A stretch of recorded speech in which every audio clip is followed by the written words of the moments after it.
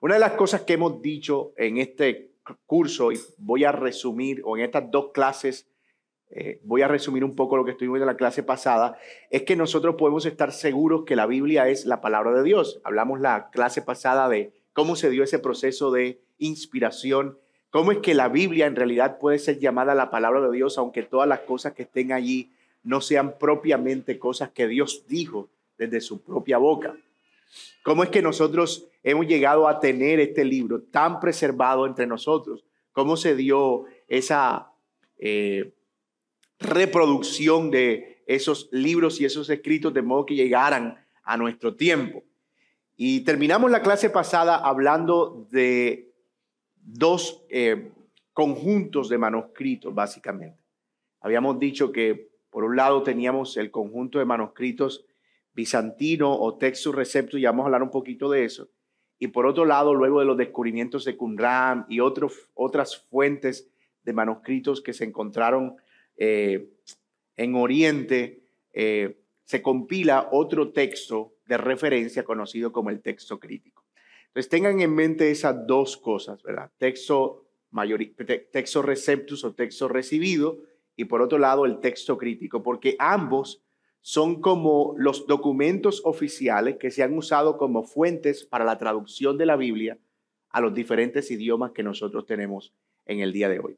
Como también mencionábamos la clase pasada, no habían formas de copiar lo que los autores estaban escribiendo de manera fiel, porque no había métodos para reproducir eso exactamente como los tenemos hoy. Hoy bastaría con tomar una fotografía, escanear un documento y hasta grabar un video de cada página, fotocopiar, etcétera, etcétera. Pero en aquel tiempo lo único que había a la mano eran escribas que se contrataban para copiar el contenido de un material a otro, y a veces, de hecho, de materiales distintos, de papiro a pergamino, por ejemplo, o de pergamino a otro tipo de materiales que fueron surgiendo con el tiempo y que básicamente lo que hacían era proveer un poco más de preservación, garantizar un poco más de preservación en el tiempo. Pero eran humanos, y por ser humanos y escribir sin energía eléctrica, muchas veces se producían errores de copia.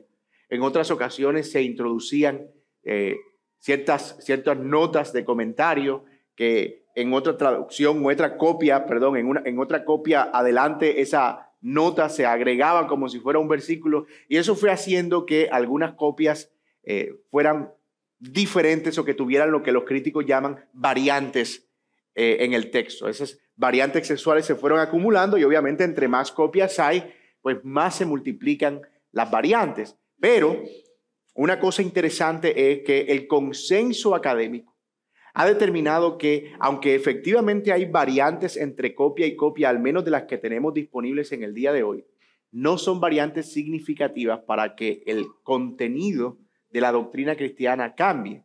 Algunas variantes son de tipo puntuación, otras variantes son palabras pequeñas omitidas, otras variantes son comentarios que se introdujeron, pero no son variantes que cambien el sentido de lo que la palabra de Dios enseña claramente. Por otro lado, hay que considerar que esas variantes que se introducen, que pueden en algunas ocasiones sugerir algún otro tipo de significado en el mensaje, pueden ser aclaradas por pasajes mucho más claros en otros lugares de la Escritura de los cuales no hay ninguna duda. Entonces, la veracidad y la confiabilidad, hablando del Nuevo Testamento, porque la clase pasada estuvimos hablando de por qué podíamos confiar en el Antiguo Testamento, y fue precisamente por lo cuidadoso que los hebreos eran en las copias.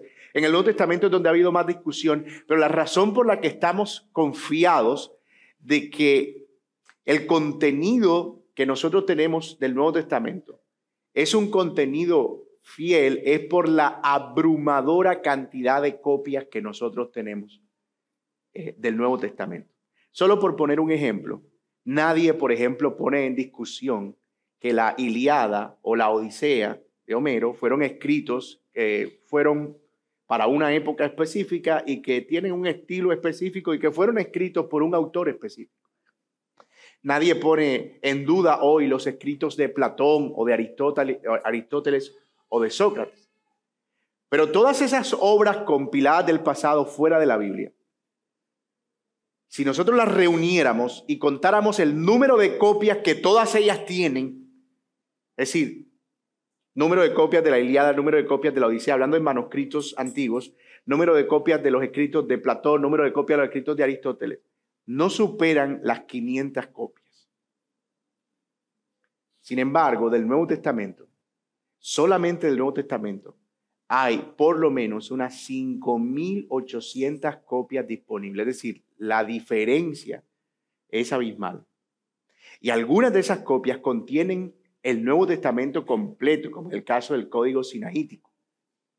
Es decir, que el compendio de copias que nosotros tenemos disponibles para comprobar la veracidad del Nuevo Testamento es abrumador. Es decir, si tú tienes duda en un documento o en una copia de alguna familia de manuscritos, tú puedes consultar en otra familia de manuscritos y puedes consultar en otra familia de manuscritos más antigua y tienes 5,800 posibilidades de poder llegar a un consenso acerca de si ese texto puede tener o no ese significado.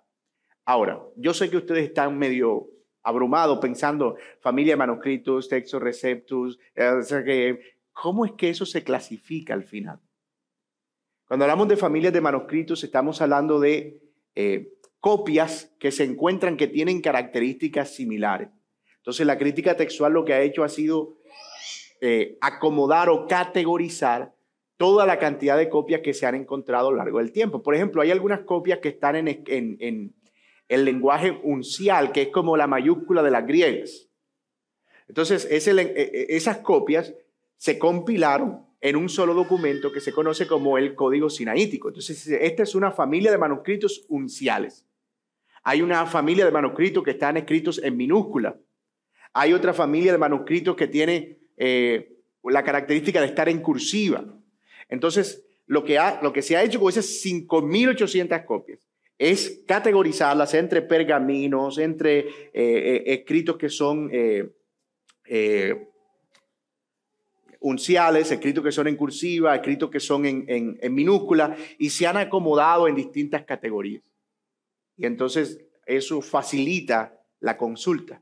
Algunos de esos documentos o algunos de esos manuscritos tienen características mixtas, entonces se dice que son de características, puede ser de unciales con cursiva, etcétera, etcétera. Pero entonces es así más o menos como la crítica textual manipula o maneja esa cantidad de documentos. Ahora, tengan en cuenta que hasta la Reforma Protestante no existía la posibilidad de que la Biblia fuera traducida a un idioma diferente al idioma latín. Cerca del siglo II, comienzos del siglo III, Jerónimo, por pedido del emperador romano, tradujo en el latín, entendiendo que el imperio romano se estaba extendiendo, tradujo al latín todas las escrituras en una versión que se conoce hasta el día de hoy como la Vulgata Latina. De hecho, es la versión oficial de la Iglesia Católica Romana. Y estamos hablando de 1500 años aproximadamente, se prohibió en lo absoluto que la Biblia fuera traducida a un idioma diferente al idioma latín. Como ustedes pueden imaginarse, eso empezó a traer problemas porque con la debilitación del Imperio Romano, obviamente el cristianismo empezó a extenderse a territorios que no eran parte del Imperio Romano y donde obviamente no se hablaba latín.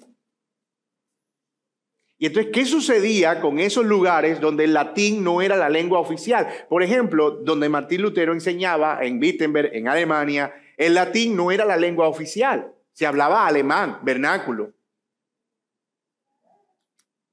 Y ni qué decir de Italia o España o incluso Inglaterra, donde no se hablaba latín.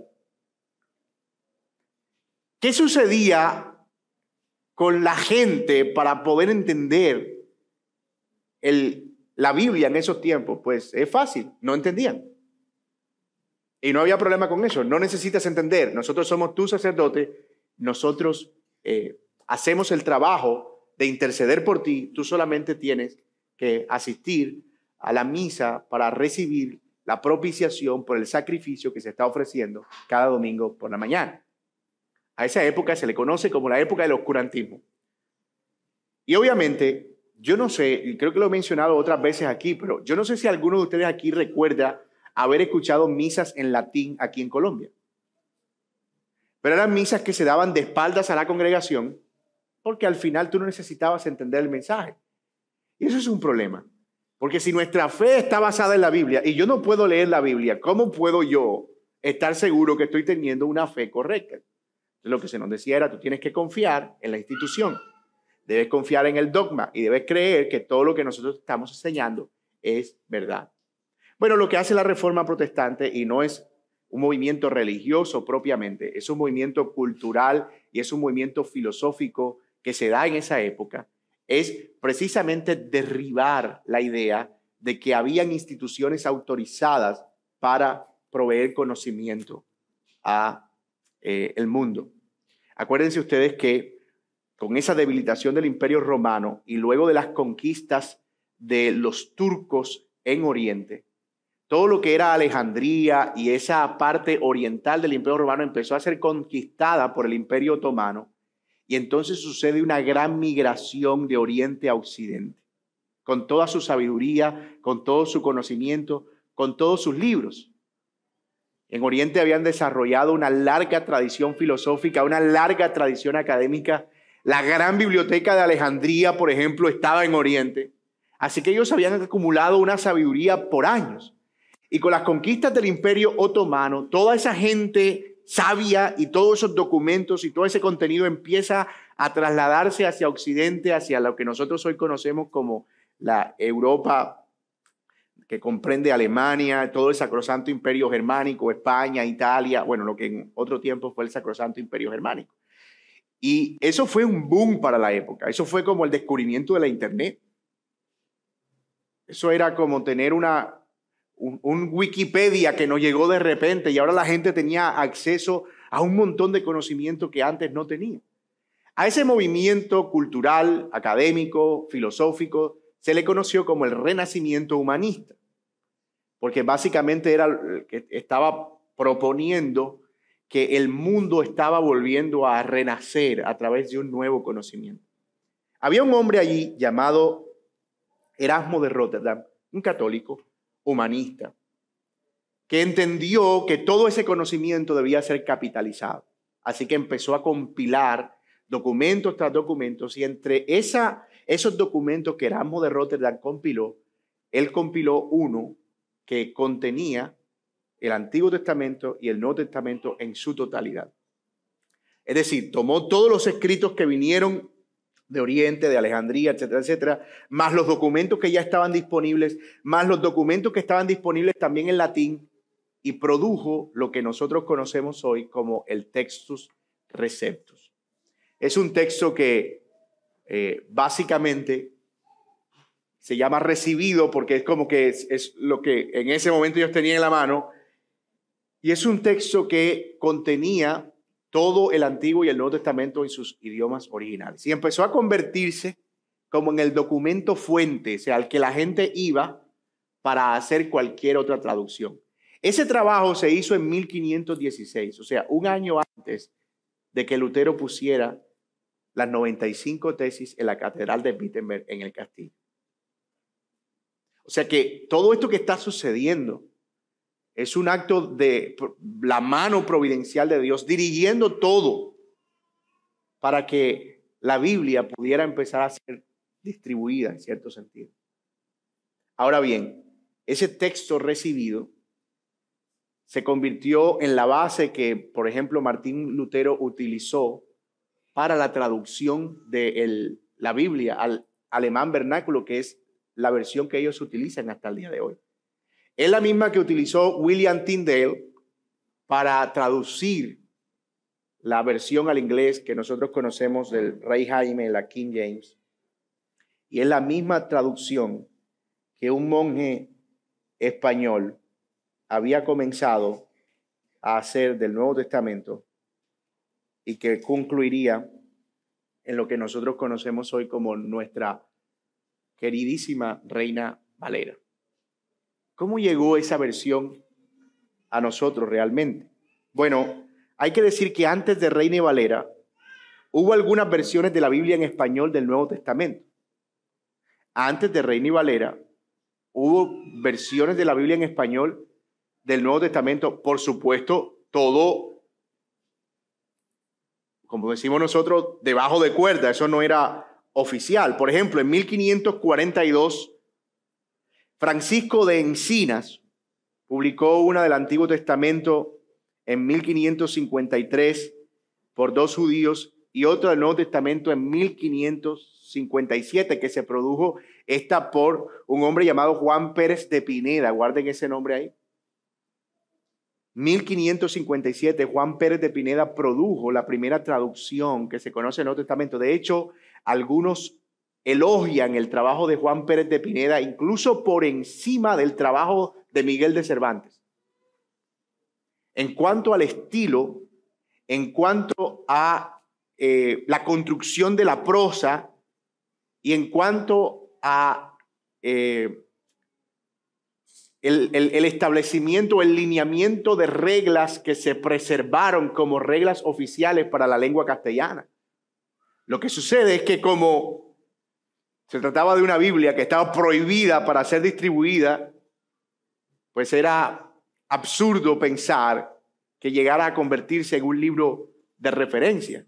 Pero el Quijote de la Mancha usó al menos unas 350 referencias, no solo en términos de pasajes o citas, sino en términos de estilo a estos textos de Juan Pérez de Pineda y muy seguramente de la Biblia del Oso de Cipriano de Valera. De modo que cuando celebramos el Día del Idioma en Español y exaltamos todas estas obras de Miguel de Cervantes Saavedra y todo su trabajo, ojalá aprovecháramos también para recordar trabajos significativos que se hicieron en términos literarios, como las traducciones al Nuevo Testamento en español, que fueron, como decimos, una cosa artística, no solo religiosa. Pero obviamente el mundo no estaba preparado para reconocer eso y no lo está todavía. Es imposible que se reconozca eso todavía. Así que, mis amados maestros que están aquí, ojalá puedan transmitir esa información a sus estudiantes si tienen la oportunidad y pedirles que hagan trabajos de investigación, de escritos y trabajos literarios significativos antes de Miguel de Cervantes Saavedra, y se van a encontrar que la mayoría de ellos tienen que ver con traducciones del Nuevo Testamento y el Antiguo Testamento al idioma español. Ahora bien, como ustedes se pueden imaginar, todo eso representaba un problema. ¿Cuál era el desafío de esas traducciones? Reproducirlas. Hoy en día usted entra a su teléfono y entra a la aplicación de la Biblia y usted tiene allí las que usted quiera para descargar. Las tiene en audio, en video, animada, en película, en Spotify. La puede descargar en USB, en MP3. Las puede reproducir en DVD si usted se resiste a los cambios. Pero ahí están. Tenemos un montón disponible y hoy en día es muy fácil reproducir una Biblia. Nosotros acabamos de comprar unas Biblias que vamos a entregar ahorita en el trabajo misionero que vamos a hacer aquí en el Cerro San Jacinto. De estas de papel sencillo que nos salieron como a 8,000 pesos cada una. O 9,000 pesos, no sé. Entonces, 9,000 pesos, una Biblia. Porque hoy resulta muy económico. Pero ese no era el caso en los días posteriores a la Reforma. Especialmente porque no había muchas imprentas disponibles.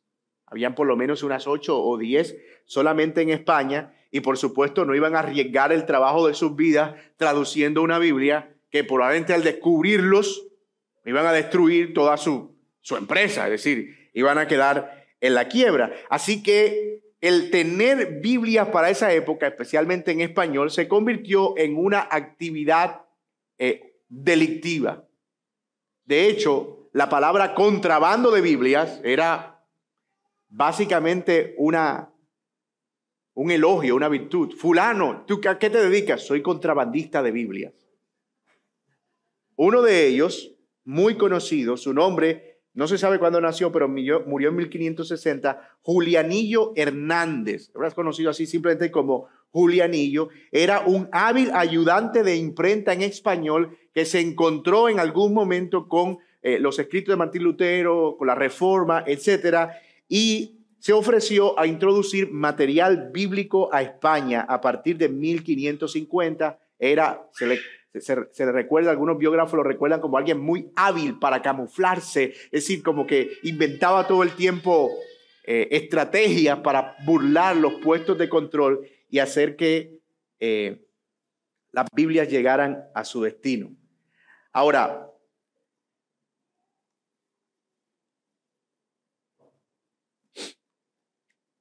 el trabajo de Julianillo se concentró en Sevilla, básicamente. Él logró introducir una gran cantidad de copias y material protestante allí. Y ese Julianillo tenía un cómplice, un delincuente de Biblias también, para la época. Su nombre, Juan Ponce de León. Él era el bodeguero de Julianillo y quien se encargaba de recibir las Biblias y distribuirlas.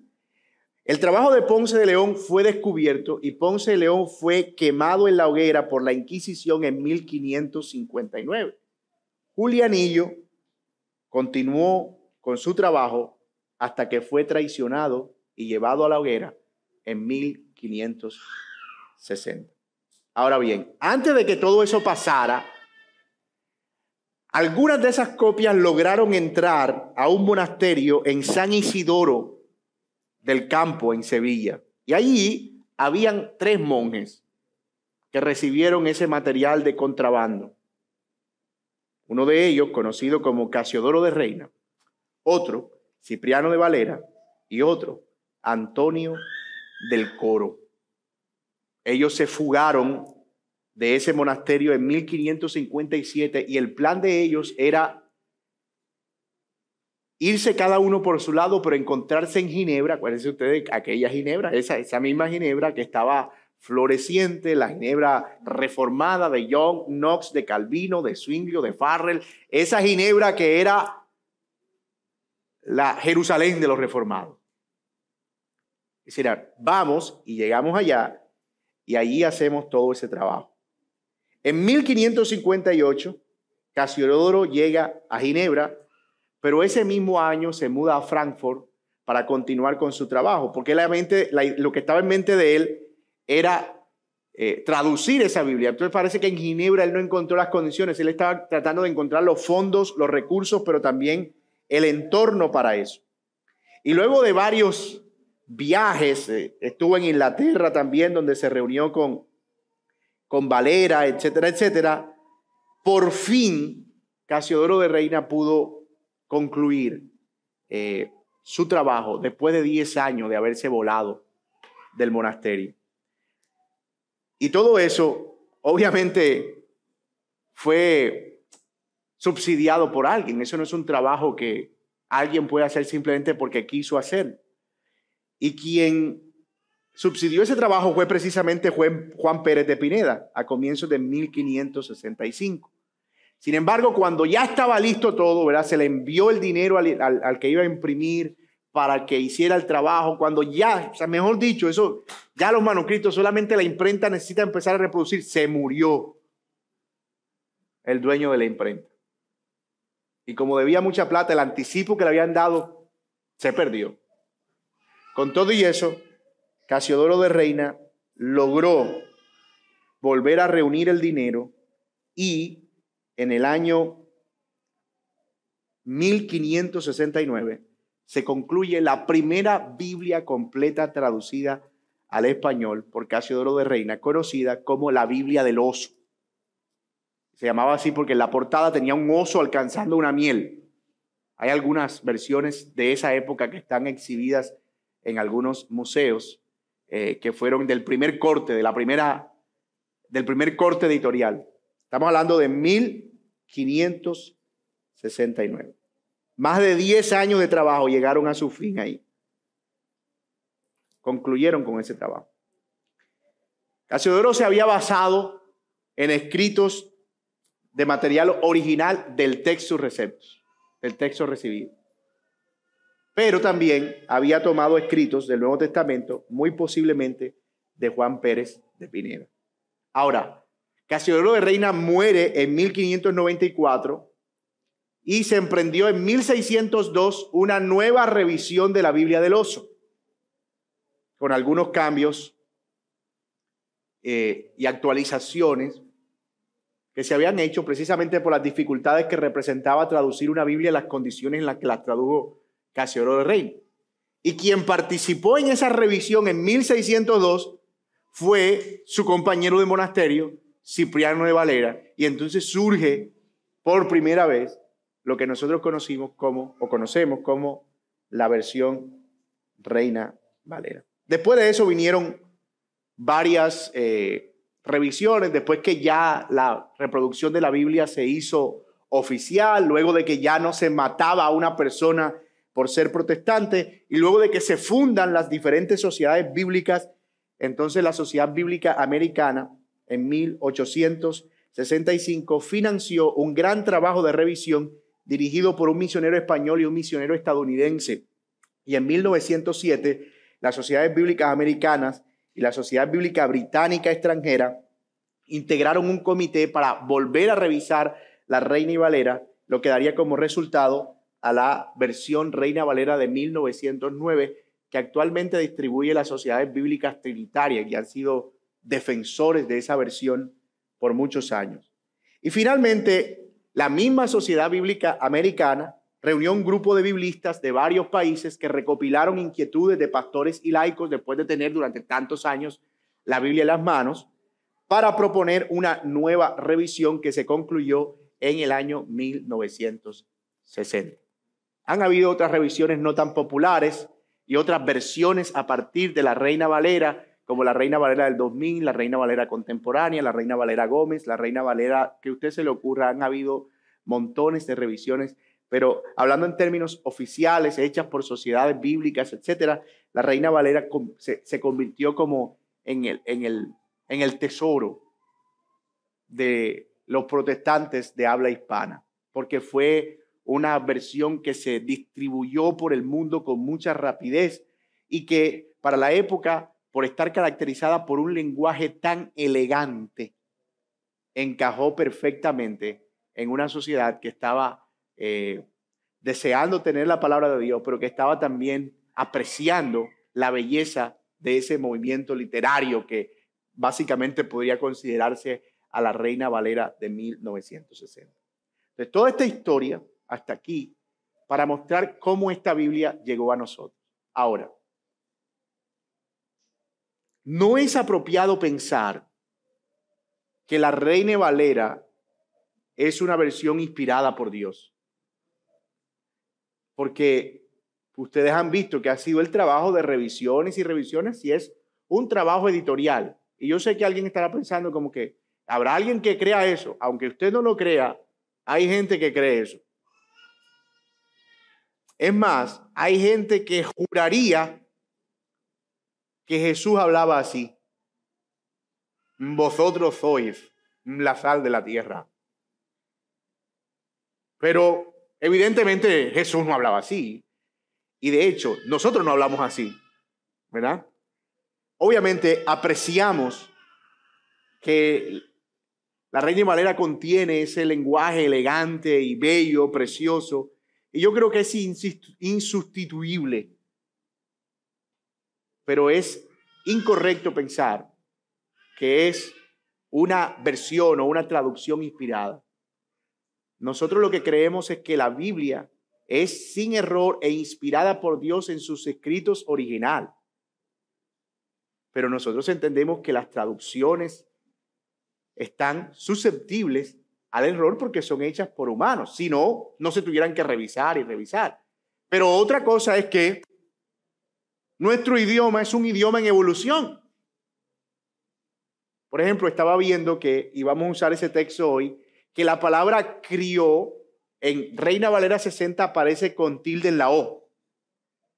Pero la Real Academia de la Lengua Española hace algunos años determinó que las palabras monosílabas no llevaban acento marcado. Entonces alguien dirá, bueno, habría que hacer una revisión en la que se incluyan las actualizaciones al idioma español que hemos hecho. No hagan eso. Porque lo otro que tenemos que decir es que la Reina Valera 60 no es la Real Academia de la Lengua Española. Entonces, a pesar de que apreciamos profundamente el trabajo de Reina y Valera y lo que ha significado para el mundo protestante de habla hispana, debemos ser cuidadosos en la manera en que rendimos o en la que expresamos ese aprecio. Porque a veces lo hacemos sugiriendo que ninguna otra versión está diciendo la verdad. Y eso no es apropiado. Porque Reina y Valera fue hecha a partir de una familia de manuscritos o de un texto compilado conocido como el Textus Receptus. Pero como dije al inicio de la clase, ese no es el único documento que existe. De hecho, después de Erasmo de Rotterdam, surgieron otros documentos, se descubrieron otras familias de manuscritos y se descubrieron papiros y pergaminos como los rollos del Mar Muerto que arrojaron mucha más luz que la que Erasmo de Rotterdam tenía para la época. Y entonces se compila un nuevo documento o un nuevo texto conocido como el texto crítico. Texto crítico. Porque la palabra crítico no es porque sea como criticón. O sea, hay gente que dice, ay, no me gusta ese texto crítico porque es muy crítico. No, es texto crítico más porque en realidad lo que planteaba era una discusión, un desafío acerca de qué es lo que hay que revisar. Como decíamos en la clase pasada, por la providencia del Señor, aunque la comunidad científica esperaba que esos rollos del Mar Muerto desvirtuaran el Textus Receptus y contradijeran sustancialmente las verdades del cristianismo, lo que resultó es que no. Que aunque siguen habiendo variantes, no son variantes significativas como para desvirtuar las verdades centrales del Evangelio. Ahora, ese texto crítico ha sido revisado también en varias ocasiones por Westcott y Hart, por Nestle Adams y por otros estudiosos de los idiomas que han ido afinando y puliéndolo cada vez más de la misma manera que se hizo con el Textus Receptus. Ahora, hay versiones de la Biblia que son traducidas a partir del Textus Receptus, pero hay otras versiones al español de la Biblia que se han traducido a partir del texto crítico. No estamos diciendo que una sea mejor que la otra. Lo que estamos diciendo es que tienen fuentes diversas y que añaden algunas notas sobre textos que posiblemente no estaban entre los textos más antiguos, pero de nuevo, no son variantes significativas para alterar el significado o alterar el sentido del pasaje o lo que la verdad que el pasaje quiere transmitir. Algunas de esas traducciones al español que se han hecho desde el texto crítico son la Nueva Versión Internacional, la Nueva Traducción Viviente, probablemente aunque siguiendo una filosofía diferente. El Nuevo Testamento griego, por ejemplo, que tenemos al español, y muchas otras traducciones, ¿verdad?, que se han hecho a partir de ese texto crítico y que tenemos en español. Usted puede ver una larga lista en su aplicación de Biblia que tiene allí en su celular. Pero una muy querida, una traducción muy querida, hecha desde el texto crítico, es la que se conoce como la Biblia de las Américas, que es una traducción que se hizo en 1986, que tenía el propósito de adaptar el lenguaje de Reina y Valera, el estilo de Reina y Valera, la belleza de Reina y Valera, pero desde el texto crítico, no desde el texto Receptus. Entonces se produce la Biblia de las Américas que todavía tiene el vosotros, estabais, etcétera, etcétera, con algunas actualizaciones al idioma español y con notas que aclaran, porque lo que la Biblia de las Américas no hizo fue lo que sí hicieron traducciones del texto crítico como la NBI, la NTV, que fue quitar los versículos que en su entendimiento no estaban en el texto crítico. Yo decía, mira, esto no está en los manuscritos más antiguos, entonces colocaba un asterisco y decía, no aparece. La Biblia de las Américas fue mucho más ecléptica, por así decirlo, y lo que hizo fue ponerlo y ponerle un asterisco y poner una notica debajo que decía, este texto no aparece en los escritos más antiguos. Tal vez la variante más significativa es el final largo de Marcos, por ejemplo. En el Textus Receptus y todas las traducciones hechas de ahí, Marcos tiene un final largo, del 9 al 18. Pero en las traducciones del texto crítico, ese final largo no aparece. Algunos creen que con el tiempo se introdujo, ¿verdad? Pero de nuevo, quitarlo no representa un atentado contra la verdad, porque esas mismas palabras tú las puedes encontrar en los otros evangelios y en las palabras de despedida del Señor Jesucristo.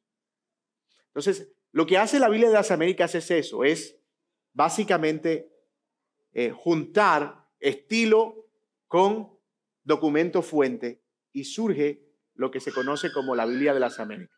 Ahora bien, la Biblia que estamos usando y que yo acabé de leer se conoce como Nueva Biblia de las Américas. Y esto lo que hace es una revisión de la Biblia de las Américas publicada en 1986 y una actualización del lenguaje. O sea, básicamente sigue preservando el mismo estilo de Reina y Valera, sigue preservando la misma construcción en la prosa, el mismo estilo poético, etcétera, etcétera, pero con modificaciones adaptadas para una audiencia latinoamericana.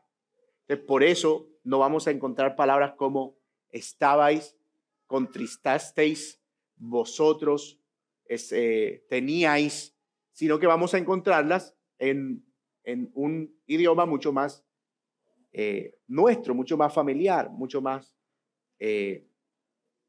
latino. Por otro lado, es una traducción que siguió una filosofía que se conoce como de texto a texto, es decir, básicamente como que se fue traduciendo del texto crítico al español directamente, obviamente preservando el sentido. Ese tipo de traducción se le conoce, tiene un nombre, pero se le conoce básicamente como traducción de texto a texto. Es una traducción de equivalencia formal. Ese es el texto que usan los críticos textuales, porque básicamente se va tomando de un idioma y se va plasmando en el otro, tratando de preservar la idea original del autor. Otras traducciones hechas del texto crítico se proveen o se toman unas licencias mucho más abiertas. Por ejemplo, la NTV, algunos dicen que puede incluso llegar a ser una paráfrasis, porque lo que hace es como reinterpretar la idea, a pesar de que la toma del texto crítico como que la reinterpreta con el propósito de que la gente lo entienda más claramente. Y creo que lo mismo hace la nueva versión internacional, poniéndola en un lenguaje mucho más sencillo.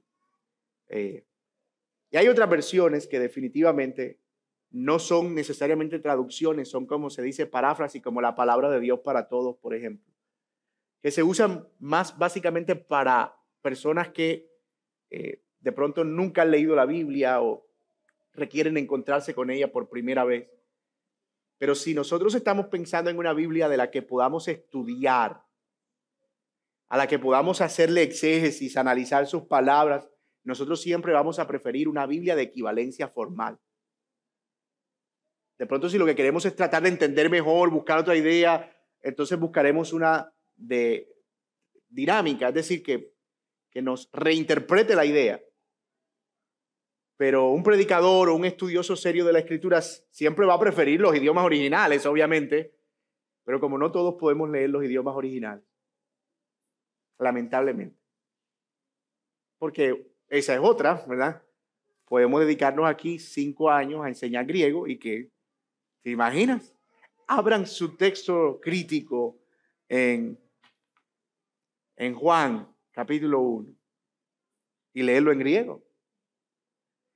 El problema con eso es que vamos a necesitar por lo menos unos 15 años más para aprender hebreo y leer el Antiguo Testamento. A menos que leamos la Septuaginta, ¿verdad? Y una cosa que estábamos precisamente comunicándoles y que es la razón de ser de estas 2 clases que hemos dado es porque con el liderazgo de la iglesia hemos tomado la decisión de movernos a la Nueva Biblia de las Américas. Nosotros veníamos usando Reina y Valera del 60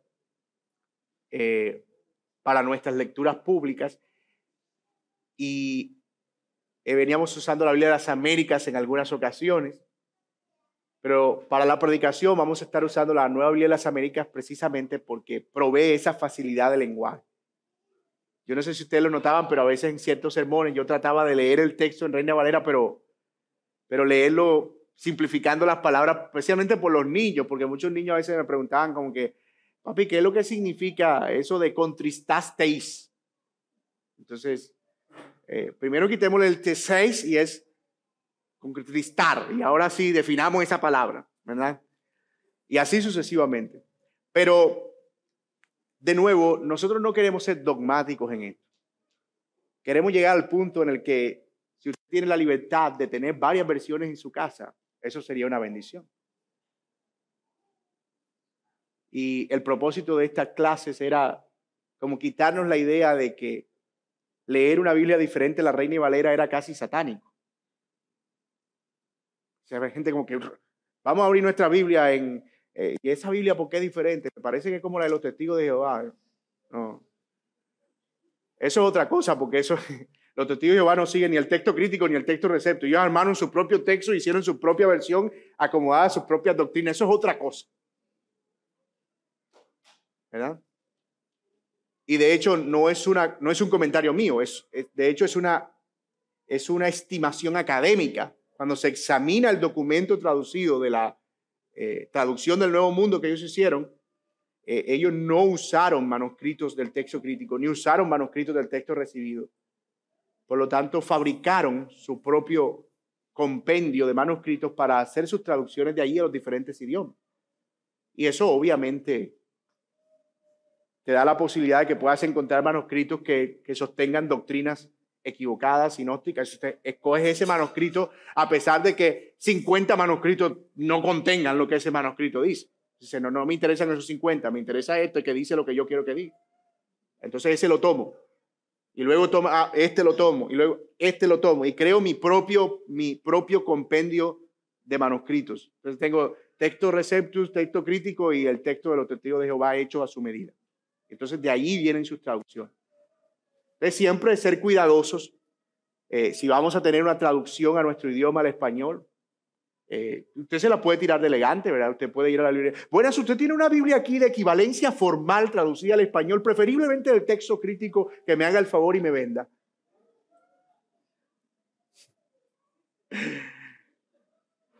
O definitivamente, si usted dice, mira, para mí Reina Valera, en mi caso, la mayoría de versículos que me sé de memoria me los sé de Reina Valera. Y si ustedes me preguntan, yo voy a seguir memorizando de Reina Valera. O sea, mi trabajo de memorizar, porque hay un sentido como de, yo no sé, como que una cosa especial con Reina Valera. Entonces, de nuevo, aquí no estamos diciendo que una Biblia es mejor que la otra. Estamos tratando de explicar por qué nos estamos moviendo a una versión y cuáles son las razones para movernos a esa versión. Sin embargo, si aparecemos aquí leyendo Reina Valera, pues ya usted sabrá que no hay ningún problema. Si aparecemos leyendo Biblia de las Américas, usted sabrá que no hay ningún problema. Una cosa que ustedes van a notar, por ejemplo, es que todavía no tenemos para nuestro software de proyección la nueva Biblia de las Américas, así que probablemente van a estar leyendo la Biblia de las Américas. Entonces, pero es básicamente la NBLA, es la Biblia de las Américas, solo que con una actualización del lenguaje. Les recordamos la clase 1 y esta clase van a estar grabadas. Hubiésemos querido tener más tiempo porque hablar de crítica textual, eso pudiera ser un curso muy grande de filosofía de traducción. Aquí dimos como un panorama muy general y queríamos concentrarnos básicamente en lo que fuera útil para comprender por qué estamos a veces usando una Biblia y una versión y otra. ¿Cuál es la razón? Y que ustedes también pudieran tener ese conocimiento. Por supuesto, hay mucho más que ustedes pueden seguir investigando, mucho más que pueden seguir leyendo por su propia cuenta, pero ya tienen como una base, ¿verdad? Para a partir de allí seguir construyendo su propia fuente de conocimiento. Así que mis hermanos, gracias por venir. Vamos a orar y nos tomamos un receso.